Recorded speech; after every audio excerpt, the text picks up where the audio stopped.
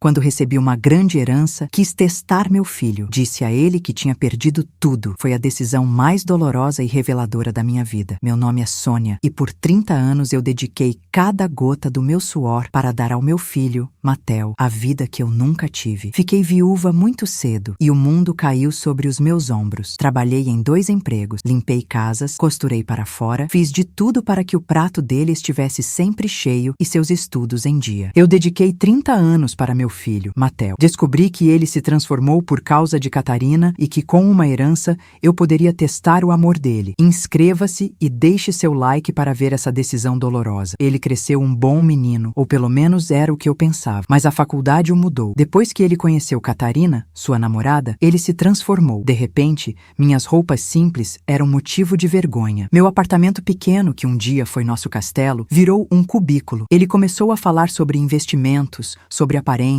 sobre a importância de estar nos lugares certos com as pessoas certas. Catarina, com seus olhos frios e sorriso calculado, parecia sussurrar veneno em seu ouvido, e ele bebia cada palavra como se fosse água no deserto. A herança veio como um raio em céu azul. Um primo distante do meu falecido marido, um português que eu mal conhecia, faleceu e me deixou uma fortuna de milhões. Eu não conseguia acreditar. Passei 2 dias inteiros olhando para o extrato bancário, pensando que era um erro, mas era real. Eu poderia parar de trabalhar, comprar uma casa decente, viajar, mas meu primeiro pensamento foi em Matteo. Eu poderia dar a ele o capital que ele tanto dizia precisar para decolar. Foi então que uma semente de dúvida brotou no meu coração. Meu marido sempre dizia: o dinheiro não revela quem você é, ele apenas amplifica. Eu precisava saber quem Matteo realmente era. Era meu filho amado ou um estranho materialista moldado por Catarina? Então, criei o plano. Liguei para ele, ensaiando uma voz trêmula e desesperada. Matteo, meu filho, aconteceu uma coisa horrível, eu disse, segurando o choro. Do outro lado da linha, um silêncio impaciente. Fala, mãe. Estou ocupado. O que foi? Eu perdi tudo, filho. Perdi meu emprego e todas as minhas economias. Um investimento que deu errado. Não tenho nada. A pausa do outro lado foi longa demais. Não era uma pausa de choque ou preocupação. Era uma pausa de cálculo. Ouvi a voz de Catarina ao fundo, um sussurro agudo. O que foi agora? Como assim? Perdeu tudo? A voz de Matteo voltou, fria como gelo. Não havia um pingo de compaixão. Você está brincando, né? Eu te falei para não mexer com essas coisas que você não entende. E agora? Como você vai se virar? Eu não posso te sustentar, você sabe disso. Eu tenho meus próprios planos, meus projetos. Cada palavra era uma facada. Ele não perguntou se eu estava bem. Não perguntou se eu precisava de um lugar para ficar. Ele só pensava em como o meu desastre afetaria a vida dele. Eu pensei que talvez pudesse ficar com vocês por um tempo, até eu me ajeitar, eu disse, com a voz embargada pela dor real que sentia. Ouvi ele bufar. Aqui? No nosso apartamento? Mãe, não tem espaço. E a Catarina não ia gostar. Ia atrapalhar nossa rotina. Você vai ter que dar um jeito. Vende alguma coisa, sei lá. Agora preciso desligar. E ele desligou. Na minha cara. Fiquei sentada no sofá do meu pequeno apartamento, com o telefone mudo na mão. As lágrimas que eu segurava agora corriam livremente. Não eram lágrimas de tristeza pela perda do dinheiro que eu nunca tive. Eram lágrimas pela perda do filho que eu achava que tinha. Naquele silêncio, o meu coração de mãe se quebrou em 1000 pedaços. Mas de dentro daquela dor, algo novo nasceu. Uma frieza que eu nunca tinha sentido. Uma clareza terrível. Meu filho e a namorada dele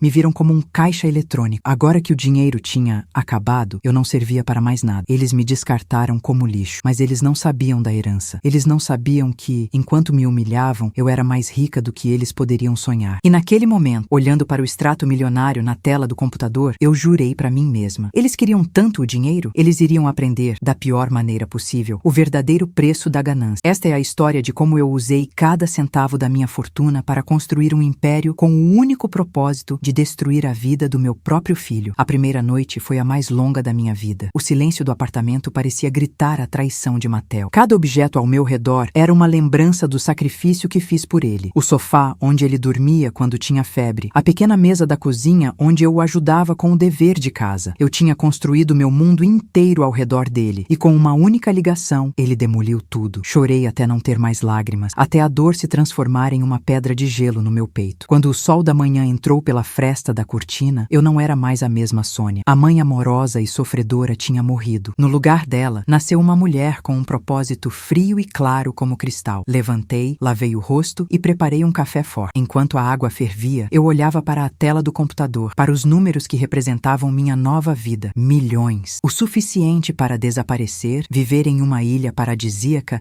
e nunca mais pensar no meu filho. Mas essa não seria uma vitória, seria uma fuga. Meu marido dizia que o dinheiro apenas amplifica o que já existe. Em Mattel, ele amplificou a ganância. Em mim, ele iria amplificar a justiça. Meu primeiro passo foi encontrar o melhor advogado que o dinheiro poderia comprar. Não um tubarão corporativo, mas alguém discreto, experiente e, acima de tudo, leal. O nome dele era Arthur, um senhor de cabelos grisalhos e olhos que pareciam ter visto de tudo. Ele era amigo de um antigo patrão meu, conhecido por sua ética impecável. Marquei uma reunião em seu escritório, um lugar sóbrio, com cheiro de livros antigos e madeira. Dona Sônia, ele disse, com uma voz calma, depois que eu contei a ele toda a história, desde a herança até o telefonema cruel. Primeiramente, meus pêsames pela sua perda, e não me refiro ao seu primo. Eu assenti sem emoção. Eu não vim aqui para chorar, Dr. Arthur. Eu vim aqui para construir. Ele me olhou com curiosidade. Construir o quê? Um portfólio de investimentos? Imóveis? Um império, eu respondi, e a palavra soou estranha saindo da minha boca. Meu filho, Mattel, tem um sonho. Ele e a namorada dele, Catarina, vivem falando em abrir uma empresa de lifestyle, uma marca de luxo. Eles querem vender para os ricos a vida que eles acham que merecem. Eles têm o plano, as ideias, mas não têm o capital. Arthur começou a entender. Um leve brilho apareceu em seus olhos. E a senhora pretende financiar o sonho deles? Eu sorri pela primeira vez em dias. Um sorriso sem alegria, afiado como uma faca. Não, doutor. Eu pretendo construir o sonho deles, mas para mim. Quero criar a maior, mais exclusiva e mais desejada marca de luxo que este país já viu. Quero que o nome da minha empresa esteja em todos os lugares que eles sonham em frequentar. Quero que eles vejam o meu sucesso em cada revista, em cada vitrine, em cada conversa dos novos amigos ricos que eles tanto idolatram. O advogado recostou-se na cadeira de couro, juntando as pontas dos dedos. Ele ficou em silêncio por um longo minuto, me estudando. Eu mantive seu olhar, sem piscar. A mulher frágil que Mattel descartou não existia mais. Eles vão tentar vir atrás do dinheiro quando descobrirem, ele ponderou. Alegar que a senhora não está em sã consciência. É por isso que preciso de você, eu disse. Quero que tudo seja legal, blindado, inatacável. Quero que cada centavo dessa herança seja transformado em um tijolo no muro que vou construir ao redor deles. Um muro tão alto que eles nunca conseguirão escalar. Arthur pegou uma caneta e um bloco de notas. Este é um plano ambicioso e, perdoe a franqueza, terrivelmente cruel. Crueldade, eu repeti, a voz baixa e firme. Crueldade é abandonar a própria mãe quando ela mais precisa. O que eu vou fazer não é crueldade, doutor. É educação. Vou ensinar ao meu filho uma lição que ele nunca esquecerá. O verdadeiro preço de tudo aquilo que ele tanto deseja. Saí do escritório de Arthur, sentindo o peso de cada palavra que eu tinha dito. O ar da rua parecia diferente, mais nítido. Pela primeira vez em 30 anos, eu não estava pensando em como pagar a próxima conta ou garantir o jantar de Mattel. Eu estava pensando em como construir um império. A dor no meu peito ainda estava lá. Uma brasa fria, mas agora ela tinha um propósito. Ela seria o combustível para a fornalha que eu estava prestes a acender. Nos dias seguintes, eu e Arthur nos encontramos quase que diariamente. Ele transformou uma de suas salas de reunião em nosso quartel-general. Mapas, planilhas e estudos de mercado cobriam a grande mesa de mogno. Ele foi rápido e eficiente. Criou uma empresa de fachada em meu nome, uma holding, para que a origem do dinheiro ficasse protegida e anônima. O nome da marca é crucial, Sônia, disse Arthur, numa tarde,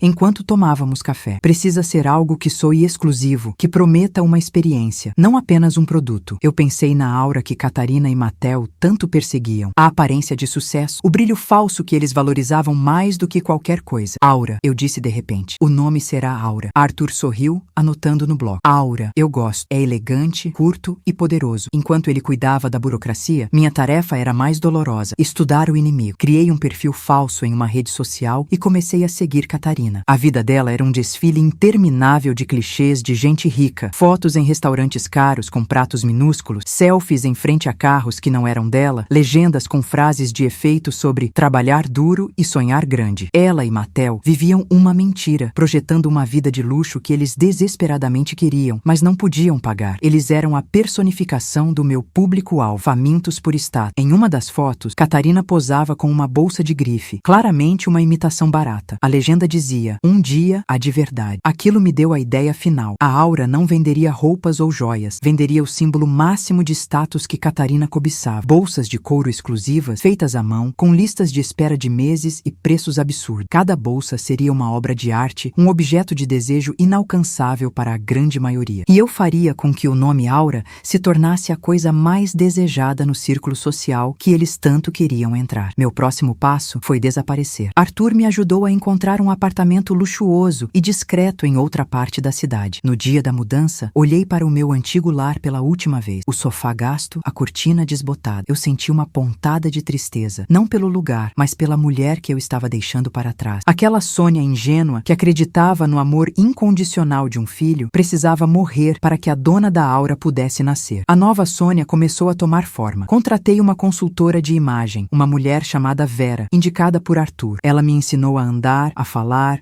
a me vestir. Troquei minhas roupas simples por tailleur de corte impecável. Meu cabelo foi cortado em um estilo moderno e elegante. Aprendi sobre vinhos, arte e o tipo de conversa fiada que se ouve em eventos de gala. Por fora, eu estava me tornando a mulher que Matteo e Catarina sonhavam em ser. Por dentro, eu estava me tornando uma arma. Uma semana depois, totalmente transformada, eu estava sentada no novo escritório da Aura, um espaço minimalista no topo de um dos prédios mais caros da cidade. Arthur colocou um documento na minha frente. Era o contrato de arrendamento de uma loja na rua mais chique do Brasil. O aluguel era astronômico. Tem certeza disso, Sônia? Ele perguntou, a voz calma de sempre. Eu peguei a caneta de ouro maciço sobre a mesa. A ponta pairou sobre a linha pontilhada. Eu não hesitei. Assinei meu nome com uma firmeza que eu não sabia que possuía. Aquele era o primeiro tijolo do meu império. E também a primeira pá de terra na cova que eu estava cavando para o futuro do meu filho. Nos meses seguintes, minha vida se tornou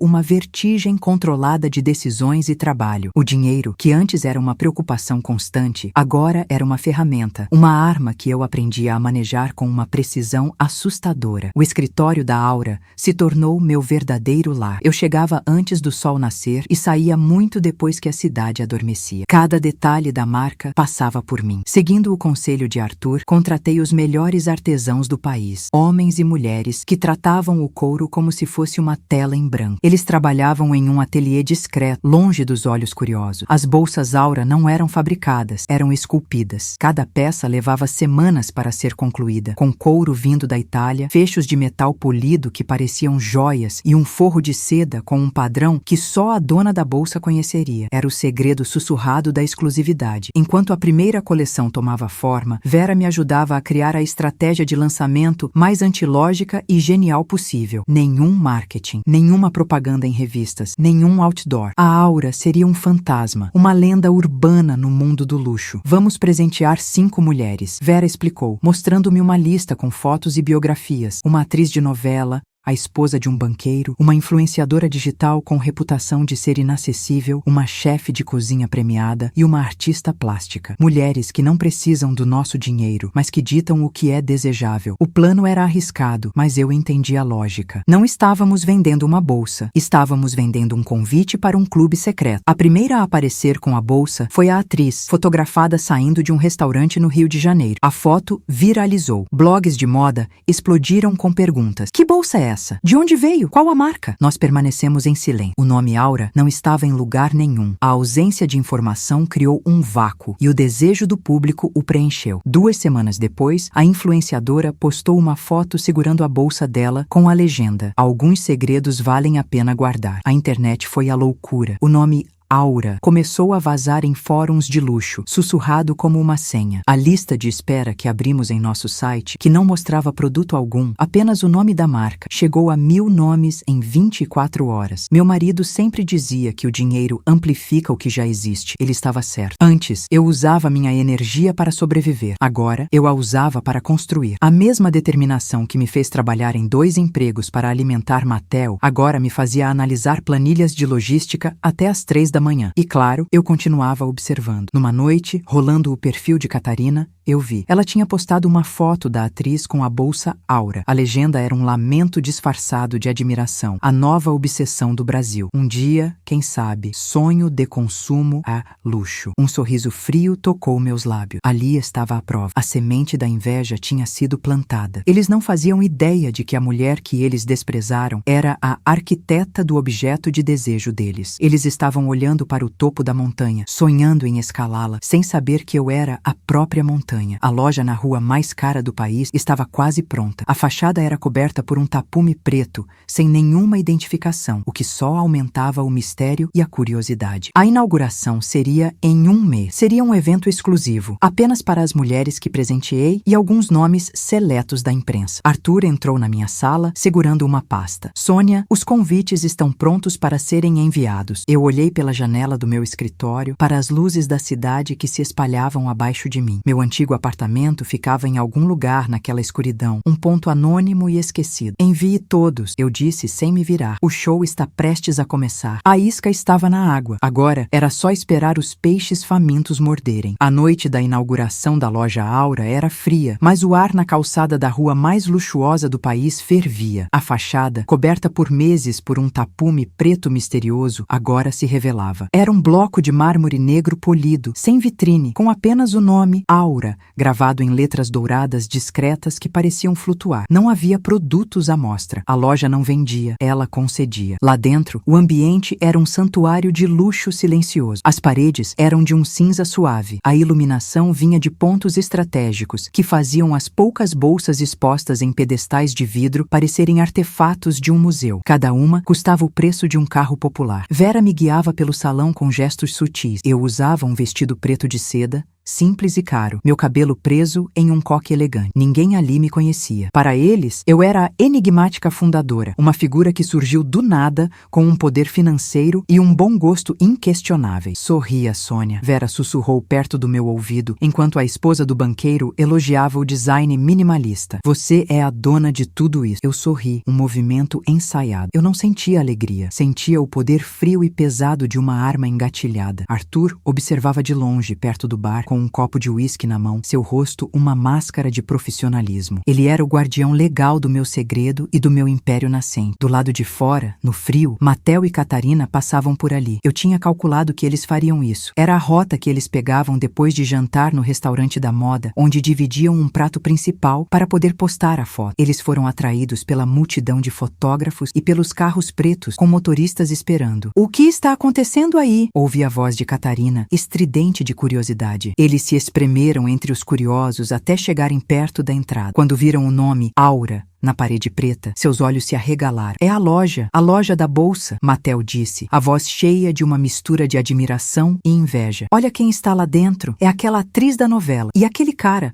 o dono daquela startup gigante. Eles estavam olhando para o mundo que desejavam, separados por um vidro e um segurança de terno impecável. A frustração no rosto do meu filho era palpável. Ele não via uma loja, via um portal para a vida que ele achava que merecia. E a porta estava fechada para ele. Eu subi para o mezanino, um espaço privado com uma janela fumê que dava para a rua. De lá, eu podia vê-los perfeitamente. Eles não podiam me ver. Observei meu filho, o menino para quem eu costurava as roupas e contava histórias para dormir. Ele agora olhava para a minha criação com a ganância de um lobo faminto. Catarina estava ao seu lado, o rosto contorcido de desejo, apontando para as mulheres ricas que saíam da loja com as sacolas pretas e douradas. Lembrei das palavras do meu marido. O dinheiro apenas amplifica. Ali estava a prova. Ele amplificou a ganância deles até se tornar uma febre, uma doença da alma. Em mim, ele amplificou uma força que eu não sabia que tinha. A força para dar a eles exatamente o que eles queriam, até que os sufocasse. Eu não acredito nisso, Mateu disse para Catarina, alto o suficiente para que o som atravessasse a música baixa e chegasse até mim através do vidro. A gente precisa entrar nesse mundo. A gente merece estar lá dentro, não aqui fora olhando. Então, ele se virou para ela, os olhos brilhando com uma ideia que ele achava genial. Eu vou descobrir quem é o dono dessa marca. Vou conseguir um emprego lá, diretor de marketing, qualquer coisa. Esse é o nosso pulo do gato, Cat. Essa marca é o nosso futuro. Um sorriso lento, o primeiro sorriso genuíno em meses, se formou em meus lábios. Eu levantei minha taça de champanhe na direção deles, um brinde silencioso que eles nunca veriam. O peixe não só mordeu a isca, ele estava nadando com toda a força para dentro da rede, e eu estaria esperando, pacientemente, para fechá-la. O plano dele, nascido da inveja e sussurrado por Catarina, era tão previsível quanto o nascer do sol. Naquela mesma noite, enquanto eu supervisionava o fechamento da loja e agradecia a minha pequena equipe, imaginei meu filho em seu apartamento, o computador aberto, a mente febril traçando rotas para invadir invadir meu novo mundo. Eu não precisei imaginar por muito tempo. A verdade era ainda mais patética. Ele passou os 2 dias seguintes obcecado. De acordo com o programa que eu havia instalado no celular dele meses antes, uma medida desesperada de uma mãe preocupada que agora se tornava minha principal ferramenta de espionagem, ele passou horas no LinkedIn. Ele pesquisava cada funcionário da Aura, tentava adivinhar a estrutura da empresa e polia seu currículo com mentiras e exageros. Experiência em gestão de marcas de luxo, ele escreveu. A única marca de luxo que ele já havia gerenciado era a fatura do cartão de crédito que eu pagava. Você precisa parecer maior do que é, Catarina aconselhava, sua voz um chiado nos áudios que eu ouvia. Diga que você fez um projeto de consultoria. Invente um nome para a consultoria. Ninguém vai checar. Eles eram como 2 crianças brincando de serem adultas, sem entender que o jogo já tinha um dono e as regras estavam todas viciadas. Enquanto eles fantasiavam sobre como enganar o sistema, eu estava construindo o sistema ao redor deles. Na manhã de quarta-feira, eu fiz uma ligação. Do outro lado da linha estava Ricardo, um dos melhores caçadores de talentos do país. Eu o havia contratado com uma única missão, paga com uma quantia que o faria manter sigilo até o túmulo. Bom dia, Sônia, ele disse, a voz profissional e calma. Alguma novidade? Sim, Ricardo. O peixe está circulando o anzol. Ele está pesquisando a empresa freneticamente. Quero que você o encontre, não o contrário. Entendido. Devo abordá-lo como se ele fosse um talento que descobrimos? Exatamente, eu instruí. Diga que o nome dele surgiu em uma pesquisa por jovens promissores. Elogie o currículo dele, mesmo sabendo que é inflado. Faça-o sentir que ele é especial, que ele foi escolhido. O ego é a porta de entrada para a ruína dele. Quero que você abra essa porta e o convide para entrar com um tapete vermelho. E a vaga? Ele perguntou. Gerente de projetos especiais, eu disse, inventando o cargo na hora. Um título vago, que soa importante, o suficiente para ele morder. Considera feito, Ricardo respondeu. Menos de 24 horas depois, meu telefone vibrou com a notificação da gravação de uma chamada. Era Ricardo ligando para Matel. Ouvi meu filho tentar parecer calmo e profissional, mas sua respiração estava acelerada. Ouvi a surpresa se transformar em arrogância quando Ricardo elogiou seu histórico impressionante. Sim, eu tenho trabalhado em alguns projetos de consultoria independentes. Matel mentiu descaradamente. Quando desligou, ele gritou, um grito de triunfo. Ouvi Catarina gritando junto. Eu sabia, meu amor. Eu sabia, ela dizia. Eles viram seu potencial. Eles vieram atrás de você. Eles não faziam ideia de que o potencial que eu via neles era para a autodestruição. Naquela noite, eles saíram para comemorar. Foram a um restaurante caro, provavelmente estourando o limite do cartão de novo. Eu os observei pelo aplicativo de localização, um pequeno ponto azul se movendo pela cidade. Eles brindavam ao futuro, um futuro que eu estava desenhando para eles, com as cores mais escuras da minha paleta. Ricardo me ligou no dia seguinte para confirmar. A entrevista está marcada para a próxima terça-feira. Ele está confiante, talvez confiante demais. Perfeito, eu respondi, olhando pela janela do meu novo escritório, que ficava exatamente no prédio, em frente ao restaurante onde eles comemoraram. Deixe-o pensar que está no controle. Os melhores bonecos nunca sabem que existem fios os controlando. A armadilha estava montada, a isca engolida. Agora era só uma questão de puxar a linha, devagar, até que ele estivesse sem ar, se debatendo no seco, olhando para mim e finalmente entendendo que nunca houve um jogo para ele vencer. A semana que antecedeu a entrevista foi um espetáculo de arrogância e gastos delirantes. Eu os monitorava de perto, não apenas pelo aplicativo, mas com meus próprios olhos. Decidi dar uma volta no shopping mais caro da cidade e lá estavam eles. Era como assistir a uma peça de teatro ruim, onde os atores acreditam demais nos seus papéis. Matel comprou um terno italiano que custou mais do que meu aluguel de um ano. Eu o vi se olhando no espelho, ajeitando a lapela com um ar de importância que ele nunca teve. Catarina estava ao seu lado, com um vestido novo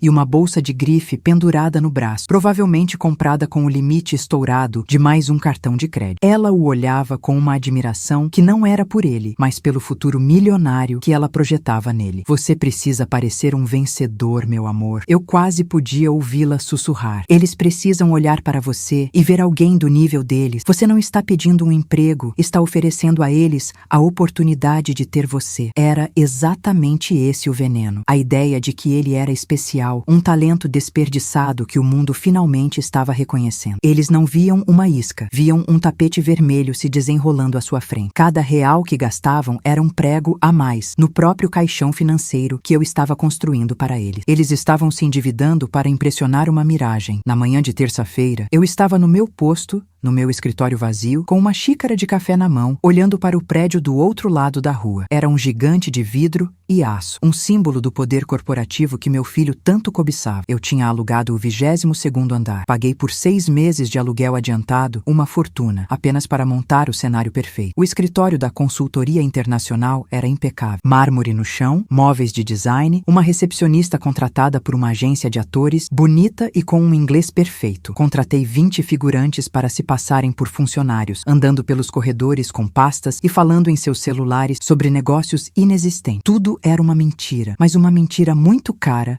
e convincente. Às 10 em ponto, o carro de aplicativo parou em frente ao prédio. Mattel desceu, o terno novo, o cabelo perfeitamente arrumado, os sapatos brilhando. Ele respirou fundo, estufou o peito e caminhou em direção à entrada como se fosse o dono do lugar. Ele não fazia ideia de que cada passo que dava era coreografado por mim. Eu peguei meu celular e abri o sistema de câmeras que Ricardo havia instalado no escritório. Eu tinha visão e áudio de tudo. Vi Mattel se anunciar para a recepcionista, que sorriu profissionalmente e pediu que ele aguardasse. Ele se sentou em um sofá de couro, pegou uma revista de negócios da mesa de centro e a folheou, tentando parecer relaxado, mas eu vi sua perna balançando sem parar. Ele estava nervoso. Ele estava desesperado. Ricardo apareceu na recepção 5 minutos depois. Ele parecia o papel. Terno bem cortado, sorriso confiante, apertou a mão do meu filho com firmeza. Mattel, que prazer recebê-lo. A diretoria está ansiosa para conversar com você. A diretoria. Eu sorri. A diretoria era composta por mais 2 atores. Um senhor de cabelos brancos com ar de experiência e uma mulher de meia idade com um olhar afiado, ambos com roteiros que eu mesma ajudei a escrever. Eles caminharam por um corredor longo. Mattel olhava para os lados, impressionado com o movimento, com a aparência de sucesso. Ele estava completamente fisgado. Ricardo o levou até uma grande porta de vidro fosco. Eles estão aqui, disse Ricardo, com a mão na maçaneta. Boa sorte. Mattel ajeitou a gravata uma última vez. Ele estava prestes a entrar na sala do matadouro, achando que era o salão do trono, e eu estava na primeira fila, com o controle de tudo, pronta para o próximo ato da sua queda. Mattel entrou na sala de reuniões e eu prendi a respiração,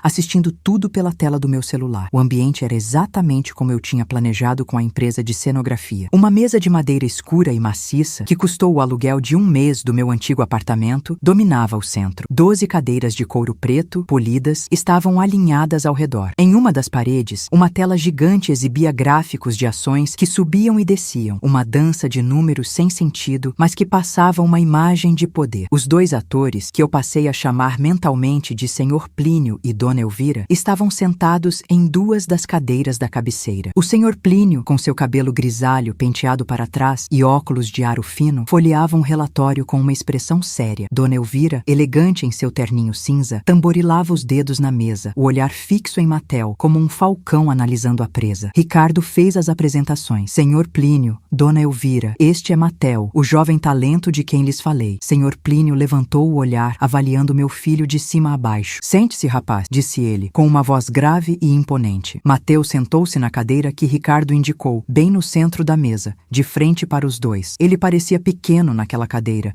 engolido pela grandiosidade falsa do lugar. Então, começou Dona Elvira, com um sorriso que não chegava aos olhos. Você quer ser nosso novo diretor de expansão para a América Latina. Não era uma pergunta, era uma afirmação. Sim, senhora. Eu tenho a visão, a energia e a ambição necessárias para levar a empresa a um novo patamar, disse Mattel, recitando a frase que provavelmente ensaiou por horas em frente ao espelho. Sua voz saiu um pouco mais aguda do que ele pretendia. Ambição é bom, disse o Sr. Plínio, fechando o relatório. Mas aqui valorizamos resultados, não palavra. Diga-me, Mattel, o que você faria se um concorrente estivesse prestes a fechar um contrato que nós queremos? Um contrato que vale dezenas de milhões. Eu me inclinei para mais perto do celular. Essa era a primeira isca. Mattel hesitou por 1 segundo. Bem, eu analisaria nosso produto, melhoraria nossa oferta, tentaria mostrar ao cliente que somos a melhor opção. Dona Elvira soltou uma risadinha baixa e debochada. Que bonitinho! Você acha que o mundo dos negócios é uma competição de jardim de infância? Não, garoto.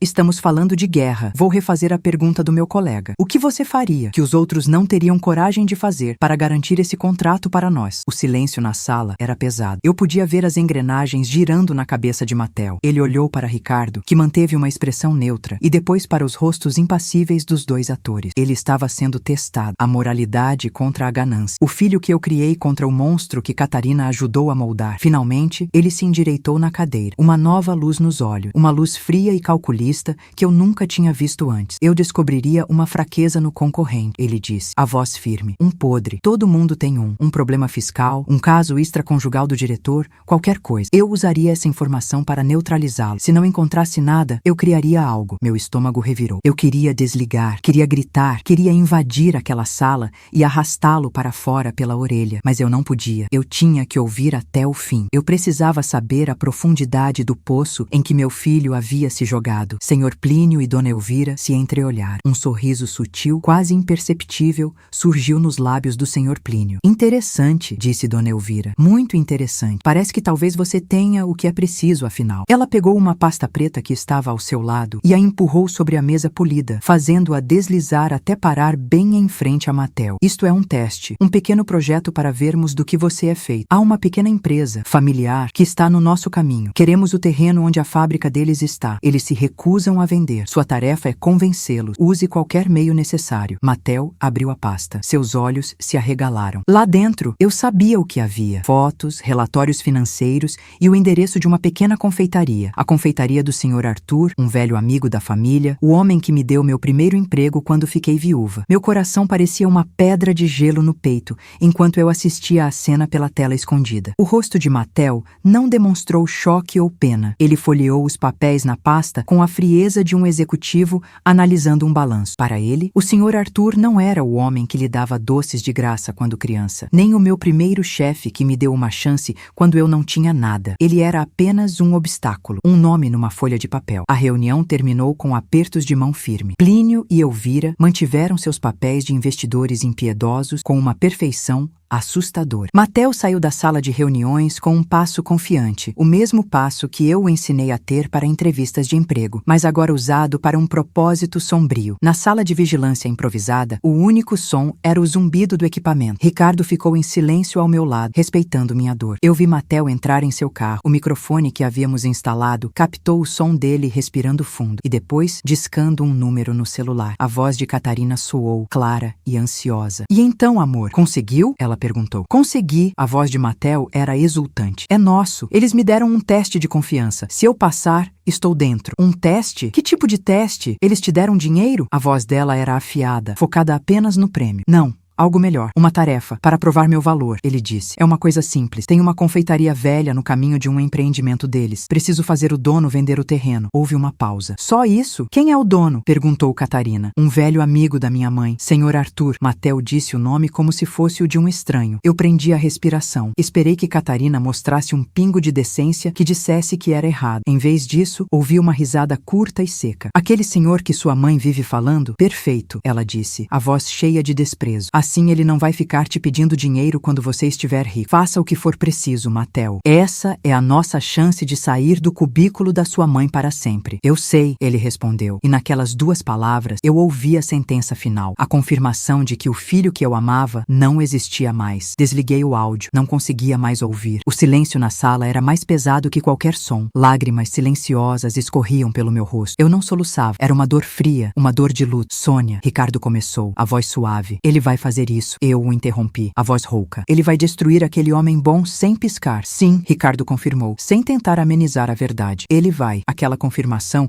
por mais dura que fosse, acendeu algo dentro de mim. O fogo da tristeza começou a se transformar em uma brasa de raiva. Meu filho, manipulado por aquela mulher e por sua própria ganância, estava prestes a arruinar a vida de um homem inocente. Um homem que representava tudo de bom que ainda havia no meu passado. O plano original era apenas expor Mattel, mostrar a ele a feiura de sua própria alma. Mas agora era mais do que isso. Agora eu precisava proteger o Sr. Arthur. Ricardo, ligue para o Sr. Arthur, eu disse, enxugando as lágrimas com as costas da mão. Minha voz estava firme agora. Diga que eu preciso vê-lo, urgente. Vou inventar uma desculpa. Preciso avisá-lo. Preciso prepará-lo. O Mattel que eu criei estava morto. Em seu lugar, havia um estranho com o rosto do meu filho, e ele estava indo caçar um um homem bom. Eu tinha as provas, eu tinha a armadilha montada. A queda dele era inevitável. Mas primeiro, eu precisava me tornar um escudo. Eu precisava olhar nos olhos do Sr. Arthur e mentir para protegê-lo da crueldade que estava a caminho. A vingança contra meu filho podia esperar um dia. A proteção de um amigo não podia. Ricardo discou o número de um telefone fixo, um som que eu não ouvia há anos. Ele falou com uma calma profissional, explicando que Sônia, uma velha amiga, gostaria de tomar um café para colocar o papo em dia. Do outro lado da linha, a voz do Sr. Arthur soou trêmula e feliz. Ele concordou na hora. Marcamos para a manhã seguinte, numa padaria simples no bairro onde eu e meu falecido marido moramos quando nos casamos. Um lugar que Matel chamaria de caindo aos pedaços. Para mim, era um santuário. Cheguei 15 minutos antes. O cheiro de pão de queijo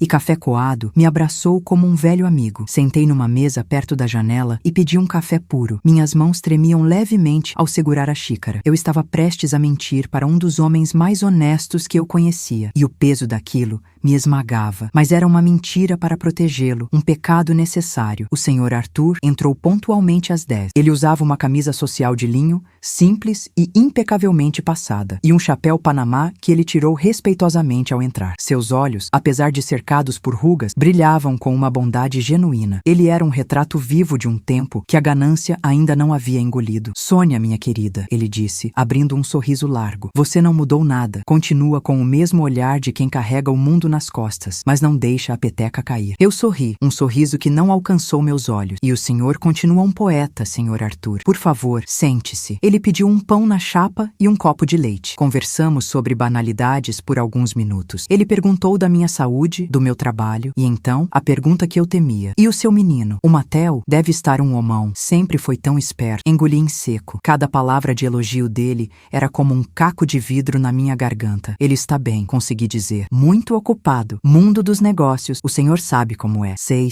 Os tempos são outros, ele disse, dando uma mordida no pão. Era a minha deixa. Respirei fundo. Senhor Arthur, eu sei que vai parecer estranho eu ter pedido para vê-lo com tanta urgência, mas eu precisava falar sobre uma coisa. É sobre seus terrenos. Eu me dediquei a ele por 30 anos, só para vê-lo transformado por Catarina e o dinheiro. O que você faria no meu lugar? Comente o que está achando e compartilhe. Ele parou de mastigar e me olhou curioso. Meus terrenos? O que tem eles? Eu tive um pressentimento muito forte, um sonho ruim, comecei, odiando cada palavra que saía da minha boca. Sonhei que alguém estava tentando enganá-lo. Gente de fala mansa, com promessas grandiosas. Por favor, me perdoe se pareço uma velha supersticiosa, mas algo no meu coração me disse para vir alertá-lo. O Sr. Arthur me encarou por um longo silêncio. Por um momento, achei que ele riria da minha cara, mas em vez disso, sua expressão se tornou séria. Sônia, que incrível coincidência. Há algumas semanas, um rapaz muito educado me procurou. Um investidor. Ele quer comprar os terrenos para construir um condomínio de luxo. A proposta é muito boa. Meu coração gelou. Era ele. Matel já estava em campo. Um rapaz novo? Perguntei. A voz um fio. Sim, da idade do seu Matel. Muito bem apessoado, fala bonito. Disse que o projeto vai valorizar toda a região. Eu fechei os punhos debaixo da mesa. A bile subiu pela minha garganta. Ele estava usando o mesmo discurso que usava comigo. O veneno adocicado de progresso e oportunidade. Senhor Arthur, eu disse, me inclinando sobre a mesa, minha voz baixa e intensa. Eu não sei quem é esse rapaz, mas eu lhe imploro, por tudo que é mais sagrado, pela memória da minha amizade com sua falecida esposa Vera. Não assine nada. Não venda nada sem falar com um advogado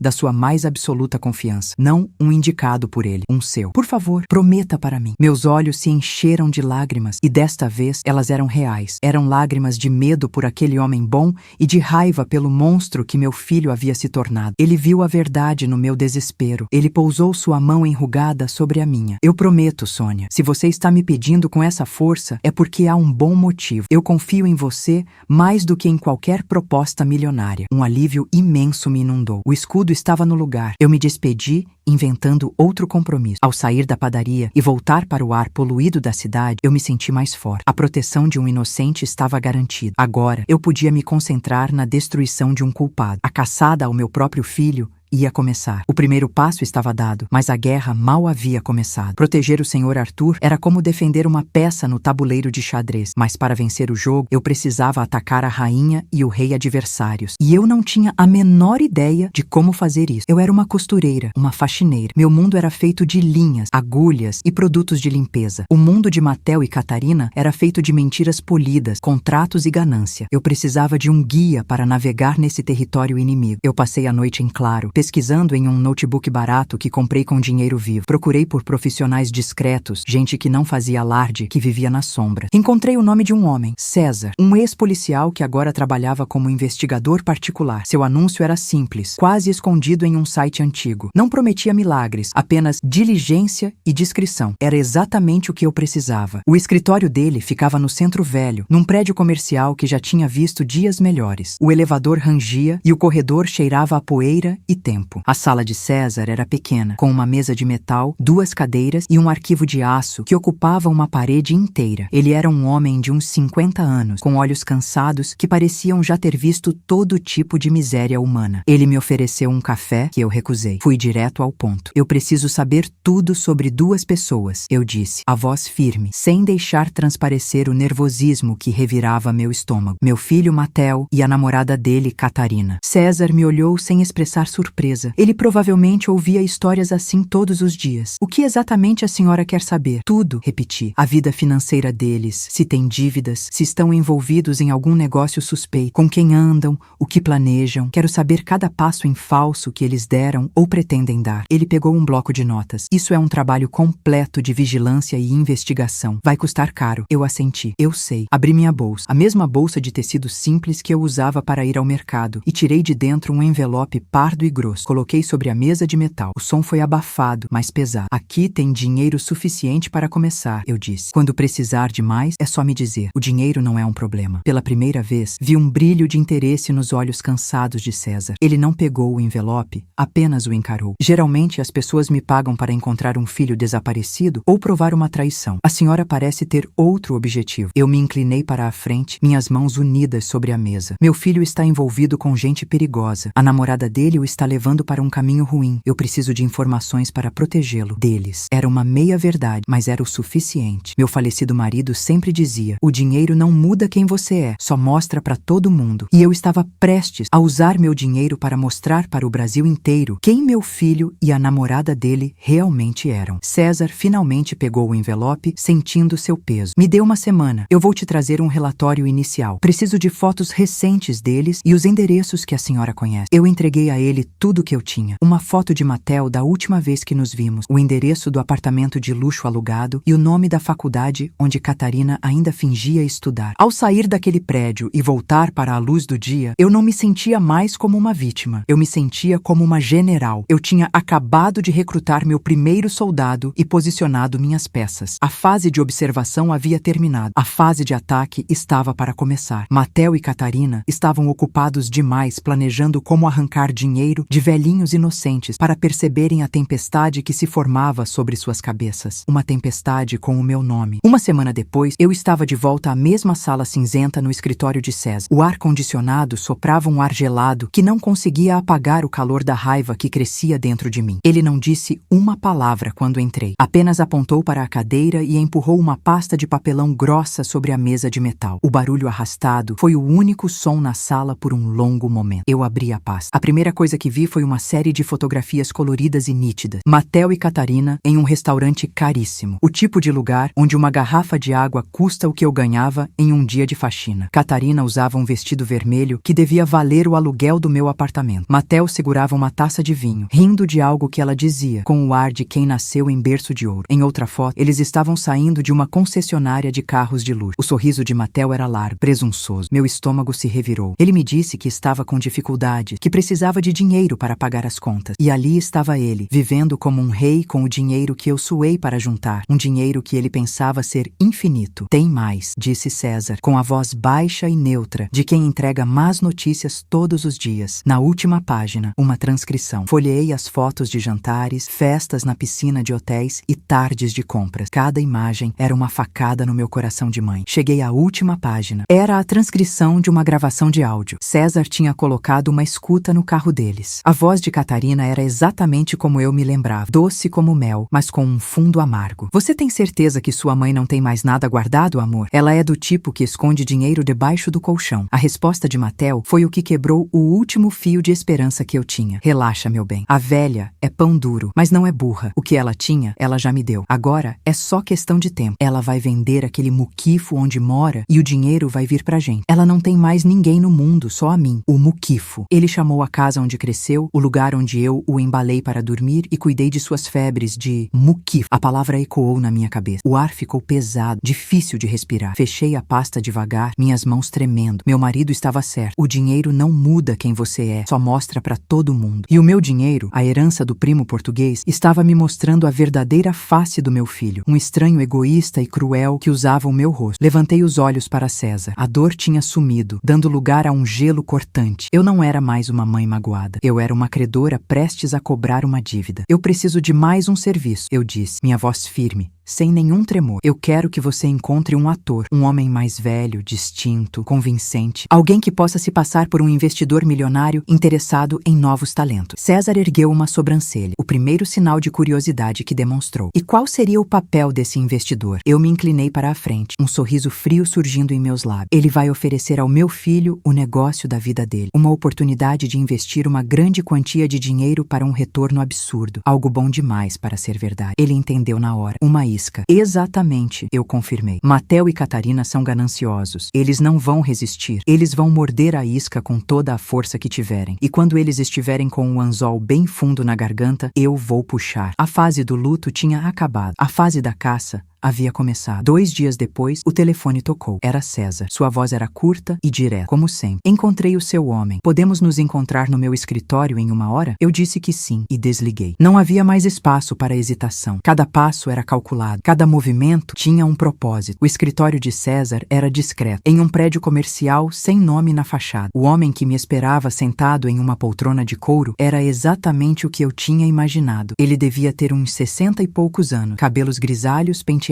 para trás e um olhar inteligente. Vestia-se de forma simples, mas com uma elegância natural. Ele se levantou quando entrei e estendeu a mão. Augusto, ao seu dispor. A voz dele era grave, com um tom calmo que passava confiança. César fez as apresentações formais e nos serviu café. Augusto é ator de teatro, ele explicou. Dos bons. Ele entende de personagem, de improviso. Ele é o melhor que o dinheiro pode comprar. Eu olhei diretamente para Augusto. Eu não preciso de um ator. Eu preciso de um fantasma. Um milionário que ninguém nunca ouviu falar, mas que parece tão real que ninguém ousaria duvidar. Augusto tomou um gole de café sem desviar o olhar do meu. E quem é esse milionário, senhora Sônia? Qual é a história dele? Eu abri minha bolsa e tirei uma pasta fina, igual a que César tinha me entregado. Coloquei sobre a mesa. O nome dele é Senhor Valdir, um brasileiro que fez fortuna com mineração na África do Sul. Voltou para o Brasil discretamente, procurando novos talentos para investir. Ele é solitário, um pouco excêntrico e cansado de lidar com os tubarões de sempre. Ele quer encontrar uma mente jovem e brilhante, alguém com fome de vencer. Deslizei a pasta para ele. Aqui dentro está tudo sobre o meu filho, Matel, e a namorada dele, Catarina. Seus sonhos, suas fraquezas, as palavras que eles usam, os lugares que frequentam. A ambição deles é um buraco sem fundo. Eles se acham mais espertos que todo mundo. Eu fiz uma pausa, sentindo o gelo na minha própria voz. Meu falecido marido costumava dizer que o dinheiro não muda as pessoas, apenas revela quem elas realmente são. O Senhor Valdir vai oferecer a eles tanto dinheiro que eles não conseguirão mais esconder os monstros que são. Augusto folheou os papéis por alguns minutos, em silêncio. Sua expressão era a de um profissional estudando um roteiro. Ele ergueu os olhos. Eles frequentam o clube de campo aos sábados. Catarina insiste para fazer contatos. É o palco perfeito. Um encontro casual perto do bar da piscina. Exato. Eu disse. Você estará lá, lendo um jornal financeiro internacional. Eles vão te notar. A vaidade deles não vai permitir que ignorem um peixe tão grande. César interveio. Já aluguei o carro, uma Mercedes preta, o relógio e as roupas de grife também. Tudo será entregue ao Augusto amanhã. Eu me levantei. O plano estava em movimento. Olhei para o ator à minha frente. Senhor Augusto, seu papel é simples. Ofereça a eles o mundo. Prometa um retorno de investimento que faria qualquer banqueiro rir. Faça-os acreditar que encontraram o bilhete premiado que tanto procuravam. Ele se levantou também, um pequeno sorriso profissional no rosto. Considere o roteiro estudado, Sra. Sônia. Quando as cortinas se abrirem no sábado, a atuação será convincente. Eu assenti. Eu sei que será. Ao sair do prédio e voltar para a luz do sol, eu não senti culpa, não senti tristeza. Eu senti o pulso firme de um caçador se aproximando da presa. Mateo e Catarina achavam que estavam escalando a montanha do sucesso. Eles não sabiam que eu estava no topo, esperando para cortar a corda. O espetáculo estava prestes a começar. No sábado, o sol parecia cúmplice do meu plano, brilhando forte sobre o clube de campo. O ar carregava um cheiro de grama recém-cortada e protetor solar caro. Eu estava sentada em uma mesa afastada, sob um guarda-sol, usando um chapéu de abas largas e óculos escuros que me faziam parecer apenas mais uma senhora entediada. Dali, eu tinha uma visão perfeita do bar da piscina, o palco que eu mesma tinha escolhido. Meu coração não batia mais rápido. Estava calmo, frio, como um lago congelado. Às 11 em ponto, a Mercedes preta, silenciosa como um predador, estacionou perto da entrada. Augusto desceu. Ele não era mais o ator de um escritório modesto. Ele era o Sr. Valdir. Vestia um terno de linho claro que custaria o aluguel de um ano do meu antigo apartamento. Um relógio de ouro reluzia discretamente em seu pulso e ele segurava uma edição do Financial Times. Ele caminhou com a calma de quem é dono de todos os lugares onde pisa. Escolheu uma espreguiçadeira perto do bar, exatamente como havíamos combinado, e começou a ler seu jornal, ignorando o mundo ao redor. Não demorou nem 5 minutos. Eu vi o cotovelo de Catarina cutucando a costela de Mateo. Eles estavam a alguns metros de distância, fingindo conversar enquanto seus olhos famintos devoravam a figura de Augusto. Quem é aquele? Ouvi Catarina sussurrar, a voz dela uma mistura de curiosidade e cálculo. Não sei, nunca ouvi por aqui, respondeu Mateo, ajeitando a gola da sua camisa polo de marca. Ele não parece ser daqui. Olha o jornal que ele está lendo. Vá falar com ele, Mateo. Agora. A ordem dela era suave, mas firme como aço. Mateo hesitou por um segundo, o velho menino inseguro aparecendo por trás da fachada de empresário. Mas um olhar de Catarina o fez se levantar. Ele caminhou até Augusto, ensaiando um sorriso casual. Eu me inclinei um pouco para a frente, sem respirar. O primeiro ato estava começando. Com licença, disse Mateo. Desculpe incomodar, mas notei que o senhor não é um rosto comum por aqui. Seja bem-vindo. Augusto baixou o jornal lentamente, olhando para Mateo por cima dos óculos de leitura. Seu olhar era de leve impaciência, como se um mosquito o estivesse perturbando. Obrigado, jovem. Estou apenas de passagem. Ele fez menção de voltar a ler. Eu sou Mateo, ele disse rapidamente, estendendo a mão. Trabalho com investimentos em startups, sabe? Um ecossistema de inovação que estamos construindo. Augusto ignorou a mão estendida. Startups, ele repetiu, a palavra soando como algo entediante. Muito barulho, pouco resultado. A maioria queima o dinheiro dos outros e não entrega nada. Mateo ficou sem palavras. Nesse momento, Catarina se aproximou, deslizando para a cena como uma serpente. Amor, não incomode o senhor, ela disse. E então, se virou para Augusto com seu sorriso mais encantador. Me perdoe por ele, senhor. Meu noivo é um visionário. Às vezes ele se empolga. Sou Catarina. Augusto olhou para ela e seu rosto suavizou um pouco, exatamente como ensaiado. Ele estava reconhecendo a peça mais importante do jogo. Um visionário é? Ele disse, um pingo de interesse na voz. É raro encontrar um de verdade. A maioria só quer ficar rica rápido. Mateo é diferente, Catarina garantiu. Ele tem a fome de vencer. Ele só precisa da oportunidade certa, do mentor certo. Ela usou as palavras exatas que estavam no dossiê que eu entreguei. Augusto dobrou o jornal e o colocou de lado. Ele olhou de Mateo para Catarina e de volta. Fome. Essa palavra eu entendo. Fiz minha fortuna na África do Sul, tirando diamantes da terra. Lá, se você não tem fome, você morre. Ele fez uma pausa. Estou cansado de lidar com os mesmos banqueiros velhos e gananciosos de sempre. Voltei ao Brasil procurando algo novo, uma mente jovem, alguém que não tenha medo de sujar as mãos. Os olhos de Mateo e Catarina brilharam em uníssono. Era um reflexo puro, a ganância brilhando como ouro de tolo. Eles não viram um homem, viram um cofre aberto. Senhor, Valdir, disse Catarina, testando o nome na língua. Nós somos exatamente o que o senhor procura. Augusto deu um sorriso pequeno e enigmático. Talvez, talvez não. Ele se recostou na cadeira. Me mostrem do que são feitos. A isca tinha sido mordida, com força. Agora era só esperar o anzol fincar fundo na carne. 2 dias depois, eles se encontraram com Augusto no mesmo café. Eu estava sentada em um carro alugado do outro lado da rua, com vidros escuros, observando tudo através de um pequeno binóculo. Meu coração parecia uma pedra no peito. Mateo e Catarina chegaram vestidos para matar. Ele usava um blazer que eu nunca tinha visto, provavelmente comprado com o dinheiro que eu dava a ele. Ela usava um vestido justo e saltos que pareciam armas. Eles carregavam uma pasta de couro e a postura deles era de quem já tinha conquistado o mundo. mundo. Eles se sentaram e, sem rodeios, abriram a pasta. De onde eu estava, não podia ouvir, mas Augusto me contou cada detalhe mais tarde. Mattel começou a falar sobre um aplicativo revolucionário, usando palavras como disruptivo, escalável e ecossistema digital. Era um discurso ensaiado, cheio de termos da moda que ele mal entendia, provavelmente tirados de vídeos na internet. Catarina complementava, falando sobre marketing de influência e alcance global. Augusto ouviu tudo em silêncio, com a mesma expressão entediada. Quando eles terminaram, com sorrisos vitoriosos, ele pegou um dos papéis e o virou de cabeça para baixo, como se não fizesse sentido. Muito bonito, ele disse, a voz calma. Mas papel aceita tudo. Palavras são vento. Eu trabalho com ações, com garantia. O sorriso deles vacilou. Como assim garantias? Perguntou Mattel. Eu não invisto em ideias, garoto. Eu invisto em pessoas. E preciso saber que vocês estão tão comprometidos quanto eu, Augusto explicou. Para começar, quero um investimento inicial de R$100 mil. De vocês. O queixo de Catarina caiu. Mattel engoliu em seco. 100 mil? Mas nós pensamos que o senhor iria nos bancar. Ele gaguejou. Augusto riu. Um som baixo e seco. Eu vou colocar R$1 milhão na mesa. Mas só depois que vocês colocarem os seus 100 mil. É o que chamamos de skin in the game. Pele em risco. Se vocês não têm coragem de arriscar o próprio dinheiro, por que eu arriscaria o meu? Eles se olharam. O pânico estampado nos rostos. Eles não tinham aquele dinheiro. Eu sabia disso. O plano estava funcionando. Nós vamos conseguir, disse Catarina, recuperando a compostura. Só precisamos de um tempo. Vocês têm uma semana, disse Augusto, se levantando. E tem mais uma condição. Vamos abrir uma nova empresa para este projeto. Uma sociedade. Eu entro como sócio investidor. Todo o capital, tanto o meu quanto o de vocês, ficará em uma conta conjunta dessa nova empresa. E para facilitar as transações internacionais, preciso que me deem uma procuração com plenos poderes sobre essa conta. É um procedimento padrão nos meus negócios. Meus advogados já prepararam tudo. Ele colocou uma pasta de documentos sobre a mesa. Era a armadilha final, embrulhada em papel timbrado e linguagem jurídica. A ganância cega as pessoas para os detalhes. Eles viram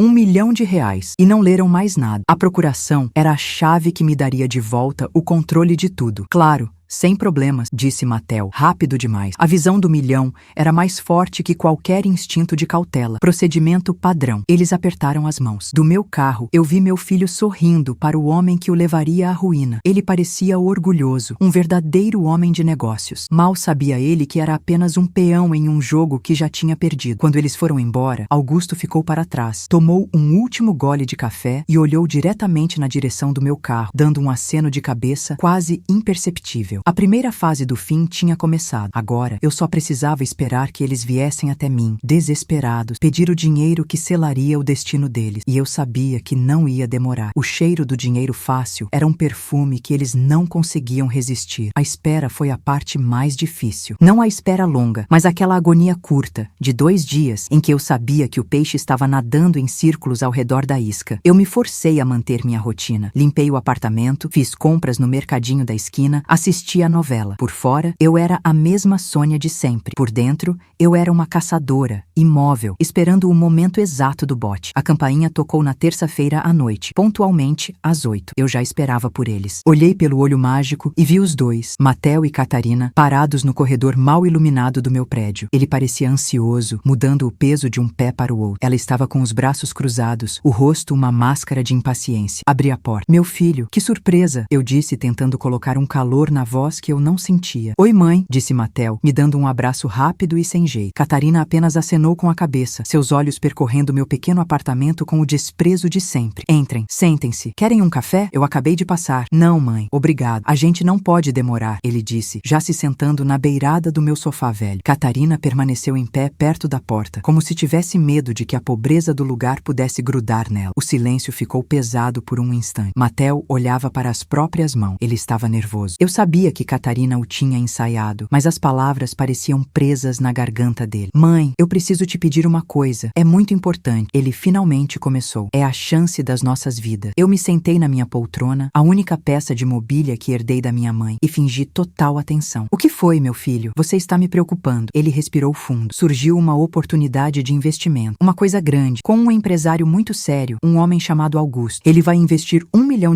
num projeto nosso. Mas nós precisamos entrar com uma uma contrapartida, 100 mil reais, para mostrar que estamos comprometidos. Ele fez uma pausa, esperando minha reação. Eu mantive meu rosto neutro, apenas com uma pitada de confusão. 100 mil? Meu Deus, Mateo, isso é muito dinheiro. Eu sei, mãe, eu sei, ele disse, se inclinando para frente, os olhos brilhando com uma urgência ensaiada. Mas o retorno é garantido. Em 6 meses, nós vamos triplicar esse valor. Triplicar, mãe? A senhora entende o que isso significa? A gente nunca mais ia ter problemas com dinheiro. Eu poderia te dar uma casa de verdade. Te tirar daqui. A menção de me tirar daqui foi como uma facada. Ele usava meu lar, o lugar onde o criei, como uma arma contra mim. Mas eu não tenho esse dinheiro, filho. Você sabe disso. Eu menti, sentindo um gelo correr pela minha espinha. Foi a deixa de Catarina. Ela deu um passo à frente. Sônia, nós sabemos do dinheiro que a senhora guardou, a sua poupança, o dinheiro da vida toda de trabalho. Mateo me contou. A voz dela era falsamente doce. Pense nisso não como um gasto, mas como o melhor investimento da sua vida. É para o futuro do seu filho, do seu único filho. Eles eram uma dupla perfeita. Ele com o apelo emocional, ela com a lógica fria e calculista. Eu fingi hesitar. Olhei para as minhas mãos, torcendo os dedos. Mas é tudo que eu tenho. Se algo der errado... Não vai dar errado! Mateo me cortou, a voz um pouco alta demais. É um negócio garantido, mãe. O Augusto é um tubarão. Ele não entra em nada para perder. Por favor, é a nossa única chance. Eu levantei os olhos e olhei para o meu filho. O desespero no rosto dele era real. Não era desespero por necessidade, mas por pura ganância. Ele queria o atalho, o caminho fácil que Catarina tinha pintado para ele. Naquele momento, a última fagulha de dúvida que eu tinha se apagou. Ele não era uma vítima. Ele era um cúmplice voluntário da própria ruína. Suspirei, um suspiro longo e cansado, como se estivesse cedendo ao peso do mundo. Está bem, meu filho. Se é tão importante para você, eu ajudo. O alívio no rosto de Mateo foi instantâneo. Ele abriu um sorriso tão largo que quase pareceu genuíno. Catarina relaxou os ombros, um pequeno sorriso vitorioso no canto dos lábios. Eles tinham conseguido. A velha tola tinha caído na conversa. Obrigado, mãe, obrigado. A senhora não vai se arrepender, ele disse, vindo me abraçar de novo, desta vez com um pouco mais de força. Eu o abracei de volta, meu rosto por cima do seu ombro, meus olhos frios e fixos na porta. Eu sei que não vou, eu sussurrei, baixo demais para ele ouvir. Eu sei. No dia seguinte, eu fui ao banco com Mateo. Fiz questão de usar minhas roupas mais simples, um vestido desbotado e um casaco que já tinha visto invernos demais. Eu mantive meus ombros curvados, o rosto de uma mulher derrotada que estava prestes a entregar o último suspiro de sua segurança financeira. Mateo, por outro lado, mal conseguia conter a ansiedade. Ele vestia uma camisa nova, provavelmente comprada por Catarina, e seus sapatos brilhavam. Ele não parava de olhar para o relógio. Sentamos em frente ao gerente, um homem que me conhecia há anos e sempre me tratava com um respeito carinhoso. Sônia, a senhora tem certeza disso? Ele perguntou em voz baixa, olhando de mim para o meu filho. É uma quantia considerável. Todas as suas economias. Eu forcei uma lágrima a escorrer pelo meu rosto. É para o meu filho, seu Nelson, para o futuro dele. Mateo se mexeu na cadeira, desconfortável com o olhar do gerente. É um investimento, seu Nelson, de altíssimo retorno. Em 6 meses vou devolver o dobro para minha mãe. A confiança na voz dele era quase palpável, uma arrogância que ele aprendeu com Catarina. Com a mão tremendo de propósito, eu assinei os papéis da transferência. 150 mil reais. O número parecia saltar do papel, a soma de 30 anos de chão de fábrica, de noites mal dormidas e de incontáveis sacrifícios. Mateo pegou o comprovante da minha mão com uma rapidez que me assustou. Ele o segurou como se fosse um bilhete de loteria premiado. Ele me deu um abraço rápido e desajeitado. A senhora é a melhor mãe do mundo. Vou te deixar orgulhosa. Ele saiu do banco quase correndo, o celular já no ouvido, provavelmente ligando para Catarina